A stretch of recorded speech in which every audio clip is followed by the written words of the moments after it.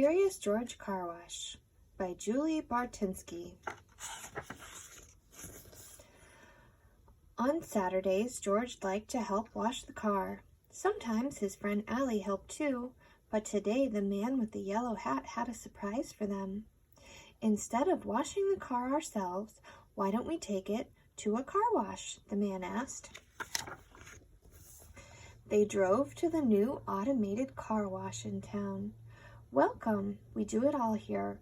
Rinse, wipe, suds, scrubbers, final rinse, and towel dry at the finish line, said the car wash attendant. The man with the yellow hat paid the attendant, and they drove through the entrance.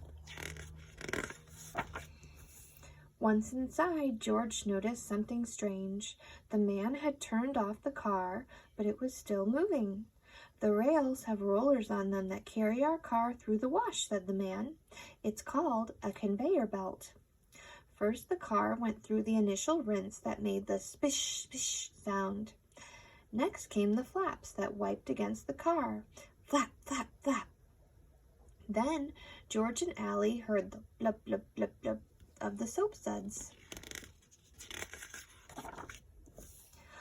Oh, my favorite part is coming up, said the man as the car moved through the scrubbers.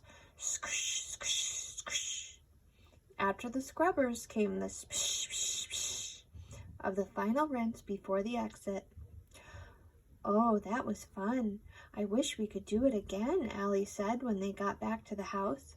Then George realized he had a water sprayer, soap, and even some cars. They could build their own automated toy car wash.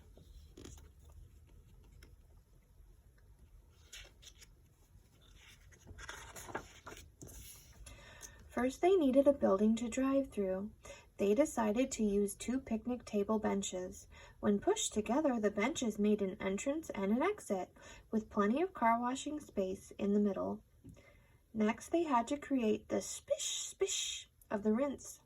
But the water was too strong when sprayed directly out of the hose. George had an idea. He needed something that would let the water out, but not all at once. He found a strainer in the kitchen. Now the car got wet, but wouldn't be knocked over by the water. We need something to wipe the car off and make the flap flap noise, said Allie. What could they use that made that same sound? Oh, a mop. George found one inside and set it between the benches.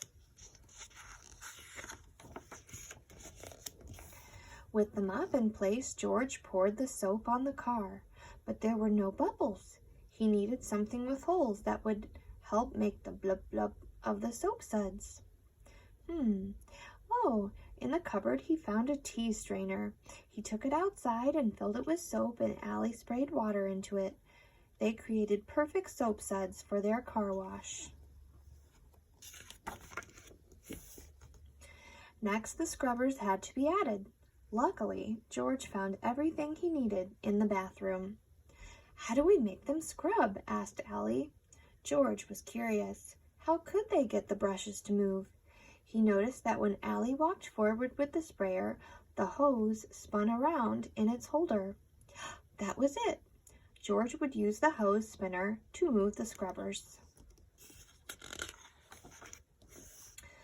But something was still missing.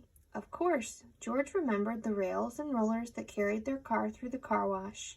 He found some paint rollers, but when he tried to add the rails, they rolled off. We need one of those long black mats that move, like the one at the grocery store, said Allie. George didn't have a long black mat, but he did have short blue ones. With the mats in place, they were ready to try out their toy car wash. The car moved through the spish, spish, spish of the first rinse and the flap, flap, flap of the mop. Next came the blub, blub, blub soap suds and the squish, squish, squish scrubbers. Another spish, spish, spish for the final rinse, and the toy car was ready for a quick towel dry. It worked. Now George and Allie had only one thing left to do. Open for business. The end. end.